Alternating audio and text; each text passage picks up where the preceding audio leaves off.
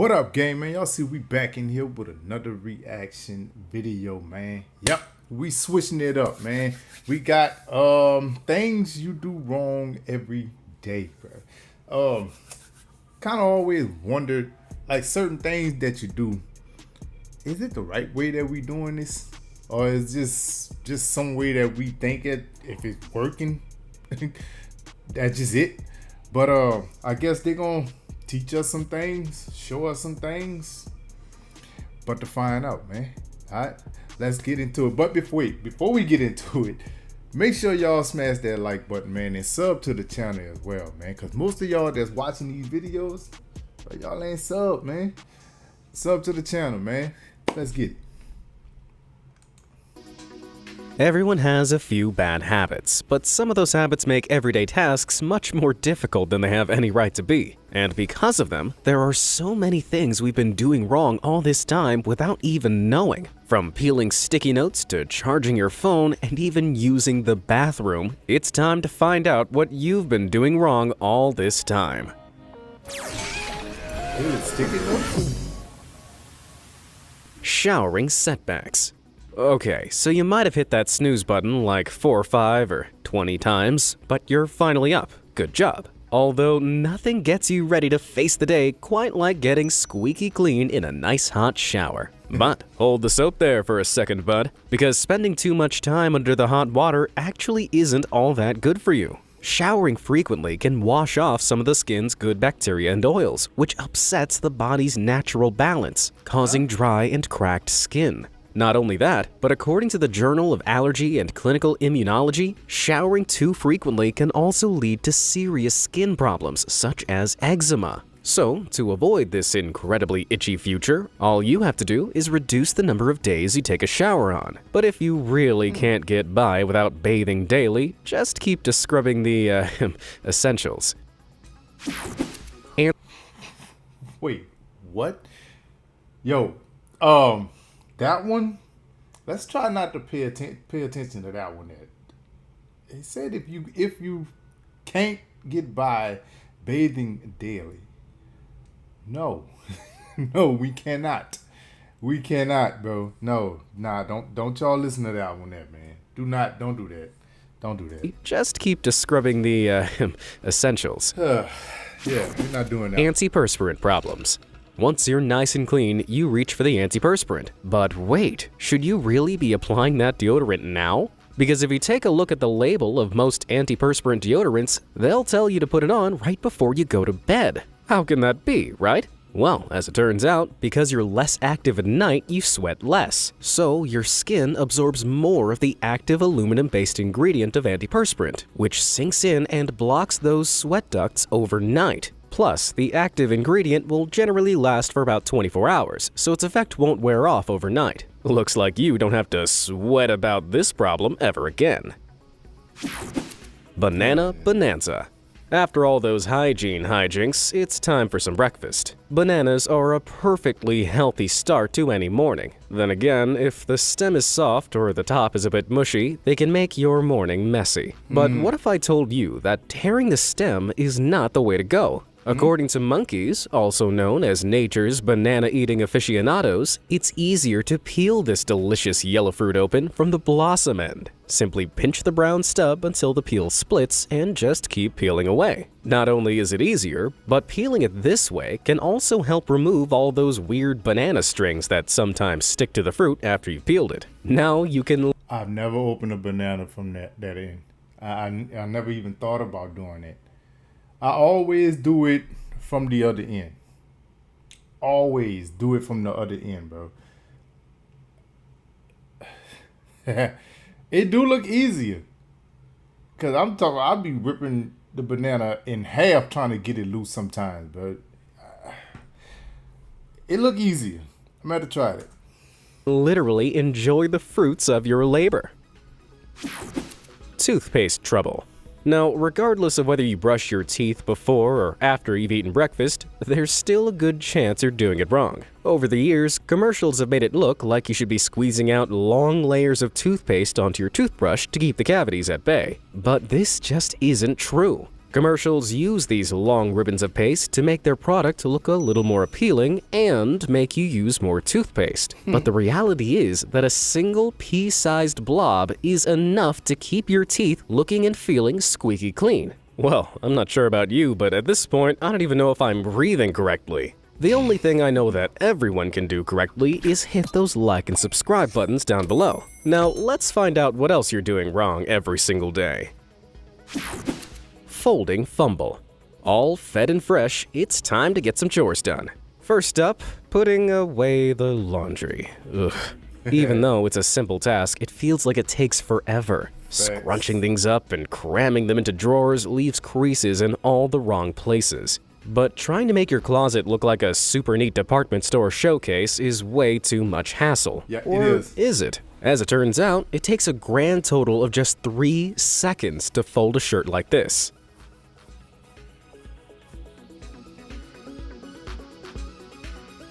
Huh? Did that look like some sort of witchcraft to you? Then let's go through it slowly. First, Yes. you lay the shirt out flat and pinch it halfway down, just off the seam, with your right hand and off the collar with your left. Then, still pinching the shirt, you fold your left hand over your right so that the collar section now meets the bottom of your shirt. Pinch that section into your left hand as well, and then, raising the shirt up, pull your right hand through. From here, you briefly shake it out, lay it down, flip it over, and voila! A fast and fancy shirt fold. It may take... I was with him on the first 2 pinches. That after that third one pulled, when he said pulled through, yeah, I'm done. I'm done. I'm gonna just do it the old-fashioned way. However it come out, it just come out. That just all to it. I'm not doing all of that. Not doing it. Take you a little time to get the hang of it, but much once you skills. do, putting away your laundry will become a lightning fast task. Refrigeration frustration.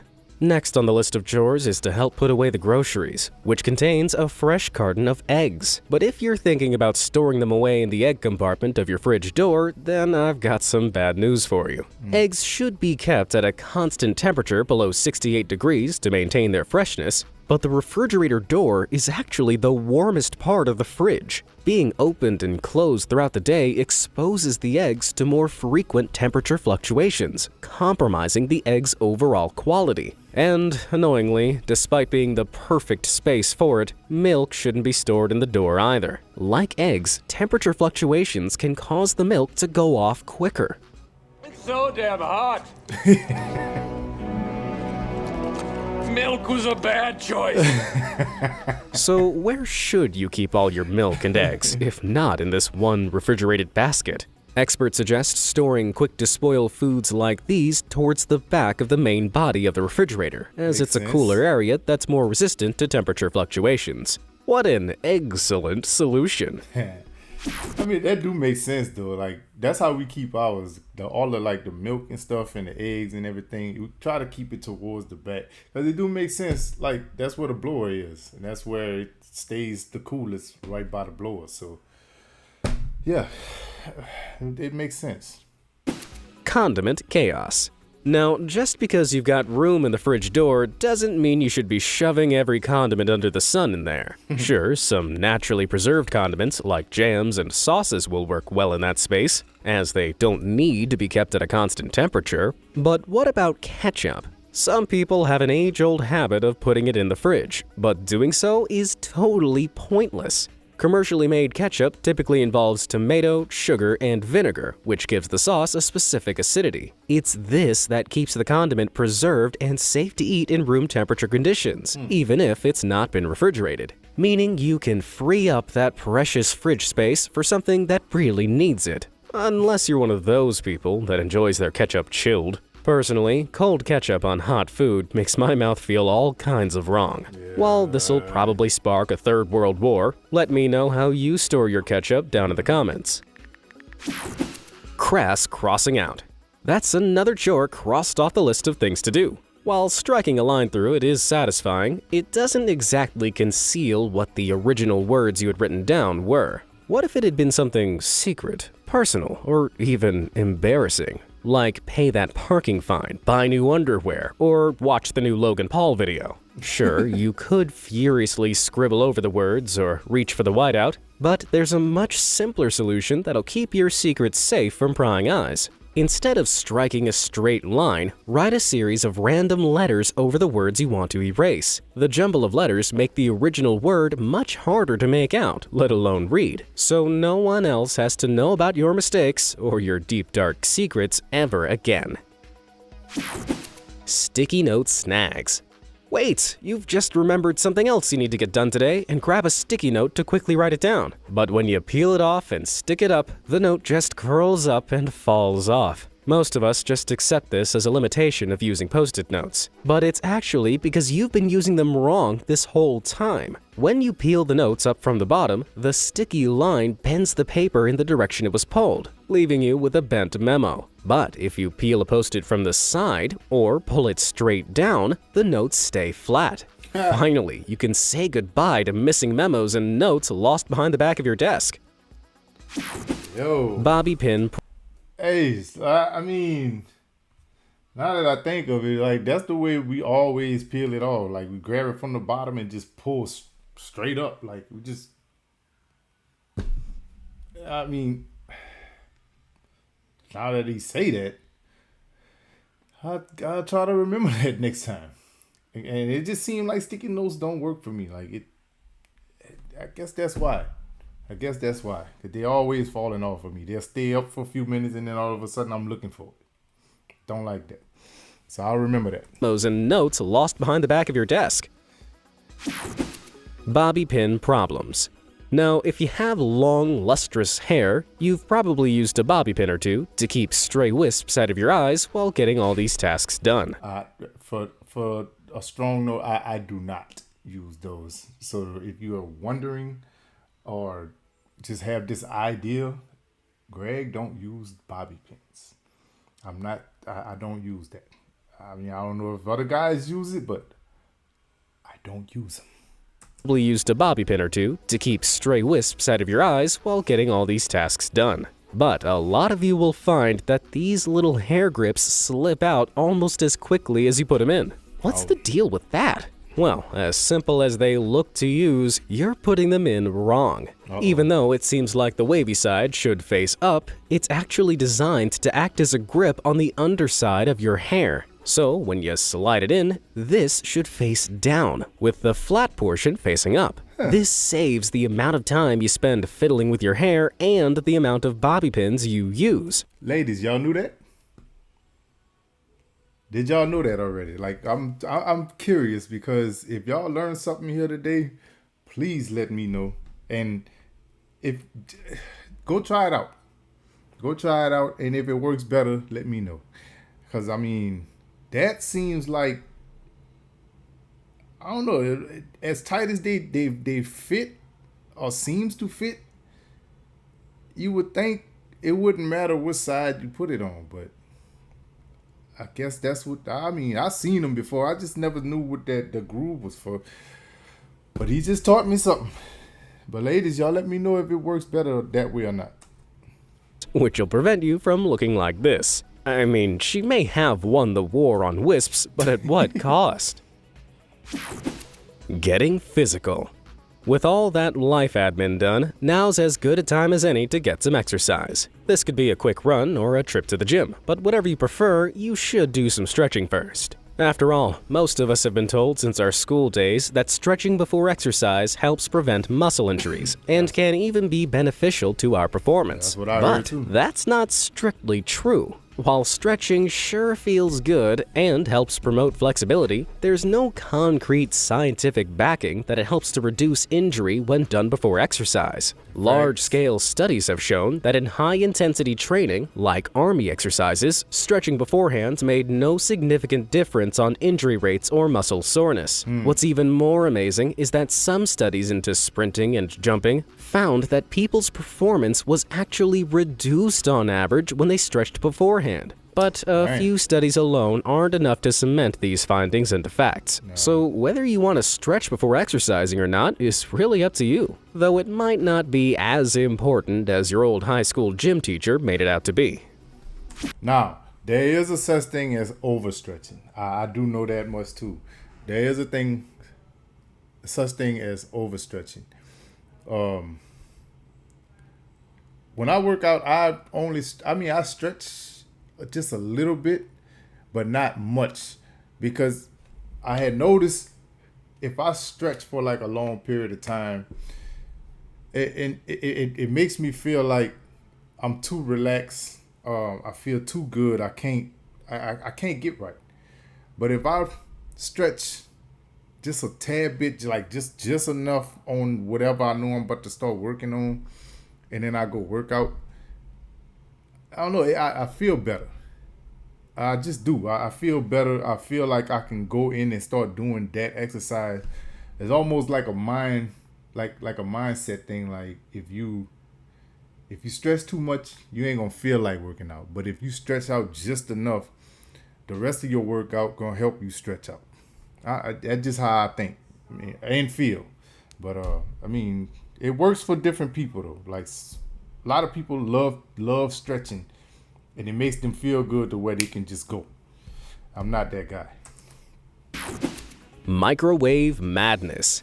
Looks like you've worked up an appetite from all that exercise, so it's time to heat up some leftovers for lunch. After zapping your meal in the microwave for a couple of minutes, you take it out only to find that the food on the edge is scorching hot, but the middle is still horribly cold. This is because the radiation produced by microwaves doesn't travel very far, and depending on how dense your meal is, those waves will only penetrate a limited amount of the food. Most people solve this problem by stopping and stirring their food several times. But come on, who really has time for that? Netflix won't watch itself. What you should be doing to reheat your leftovers evenly and quickly is leaving a hole in the middle of your food so that it forms a ring. This way, everything is on the edges and gets cooked quickly without leaving an icy center. And if it's in a bowl, just dig a little hole in the middle to achieve an evenly heated meal every time. Leftovers never looked so good.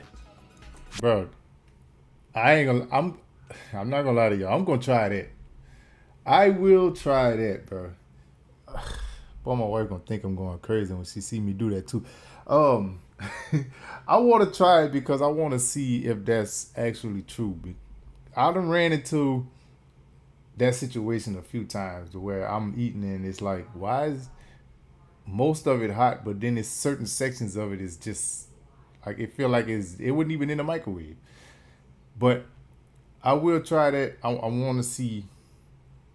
I want to see how that goes. Seasonal ceiling fans. It's feeling a little bit chilly out, so you turn to your trusty household heater to warm up the place. But have you ever considered using your old ceiling fan to help heat up your house? No. It does sound a bit backwards. After all, you only really use the draft from these fans to help cool you down in the summer. And yet, they have a little-known winter function as well. Typically, ceiling fans run counterclockwise in the summer so that the angle of the blades pushes air down towards you. This creates a wind chill effect on your skin, making you feel cooler. But in the winter, reversing the fan's direction and dropping its speed actually draws up cool air and pushes down warm air that's risen to the top of the room. This small change can help you save as much as 15% on your heating bills, leaving you with a warm, fuzzy feeling, inside and out. Anybody tried this before?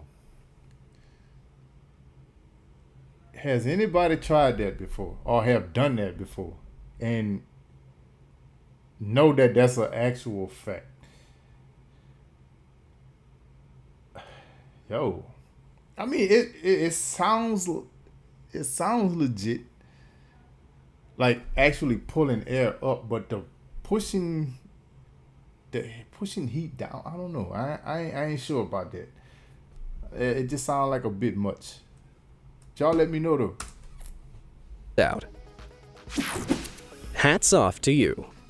Now you have to run a few errands, but since it's cold outside, you should probably wear a hat. After all, your mother and your teachers always told you that you lose most of your body heat through your head. But if you're trying to keep your whole body warm solely by loading up on cozy hats, you're making a mistake. Sorry, Mom, but according to the British Medical Journal, a person only loses 7 to 10% of their body heat through their hands. The entire myth likely stems from an old 1970s military study, which claimed as much as 45% of your body heat escapes from the top of your uncovered melon. Unfortunately, they weren't practicing very good science back then, as the subjects they were testing were wearing full Arctic suits and only had their heads exposed to the cold. Since then, science has come to its senses and claimed that exposing any part of your body to the cold will reduce your core body temperature proportionally. So you should focus on a full body warming solution and not just use your head. Pizza saver purposes. All up, it's been a pretty good day, so you've invited a few friends over and ordered a pizza. But when you open up that box of cheesy, doughy goodness, you find one of those strange little white plastic gizmos perched in the middle of your pie. It may look like a tiny table, but this gadget, called a pizza saver, stops the top of the box from being squashed into the food. It's an ingenious invention, but because it's not edible, a lot of people just toss it into the trash before pawing at the pizza. But you don't want to do that, as it has another use that'll stop your friends from putting their hands all over your slices. I mean, your friends are probably great, but who knows where their grubby mitts have been? Fortunately, by pressing the prongs of the pizza saver down into a single slice, it remains in place while the adjoining slices can be torn off, leaving them totally untainted. It's the perfect pizza saving solution for everyone, assuming you have friends. Hey, I feel that, man. I can agree with that. I can definitely agree with that, man. And I mean, even though most people probably won't use that, they'll have it, but they won't use it, especially if you're having friends over and all of y'all are drinking. I think that'll be the last thing on a person's mind. Like, the only thing they want to do is eat. Ain't nobody even really paying attention to nobody when they go and grab pizza. Yeah, I mean, it'll work in certain cases, but then in certain situations, I don't think nobody gonna even be worrying about using it, bro. But it's a darn good idea, though, for real. Unwieldy wine glasses. You're feeling fancy, so it's time to crack open a bottle of wine to serve with that greasy pizza. What a classic pairing. After you've poured it into your wine glasses, you might be tempted to hold this booze-filled baby by the bulb. As sophisticated as it feels, you actually shouldn't hold it like this when you want to take a sip. Instead, your fingers should remain firmly on the stem. This is because around 80 to 90% of what we perceive as taste is actually our smell. Don't believe me? Just think back to the last time you had a bad cold or a blocked nose, and remember how dull and bland your food tasted. So, to best experience the taste of fancy and expensive wine, glasses were developed with a long stem so that your hand remained far away from your nose. This prevents the smell of your fingers from interfering with the flavors of the wine. Though in this case, seeing as you're casually chugging down that wine with a greasy pizza, I don't reckon it'll make much of a difference. Toilet training. Unfortunately, all that wine has made you desperate to visit the porcelain throne. Now, make no mistake, being able to stand up, unzip, and quickly relieve yourself is just one of the many privileges of being a man. But it's not always the best way to go about your business. In fact, sitting down actually allows men to empty more of their bladder than if they were standing upright. This is because you're able to use your abdominal muscles to really push every... Whoa. No, sir. No, you're not about to do that. Nah, that one you can keep. I'll leave a little bit in my bladder. I'm not doing that one there. No. Because of what? She. Yeah, y'all can keep that one, buddy. I am not sitting down to pee. Keep it. You can have it. Upright. This is because you're able to use your abdominal muscles to really push every last drop out, resulting in fewer bathroom breaks. Yeah, Not only right. that, but it'll really help with the eternal problem of the male aim, much to the delight of the women in your life, I'm sure. Though you shouldn't adjust your position just for number ones, but for number twos as well. Sitting upright on the john is a practice that's been around since the time of ancient Egypt, over 5,000 years ago. Exactly. But, and it's a big but, the problem with sitting like this is that it keeps a kink in your lower bowel. caused by the continence-preserving muscle of the puborectalis. This forces you to strain harder when pushing out poop from your colon, risking the development of painful conditions like hemorrhoids and colon disease. So, how exactly are you meant to relieve yourself without doing yourself a disservice? The answer can be found in a simple squat. Raising your knees up to your chest, roughly 35 degrees from your body, relaxes that puborectalis muscle and straightens out your colon, giving you a straight route to poop. While this position makes things a lot easier on your rear, some people actually clamber up onto the toilet seat to take a real deep squat into the bowl.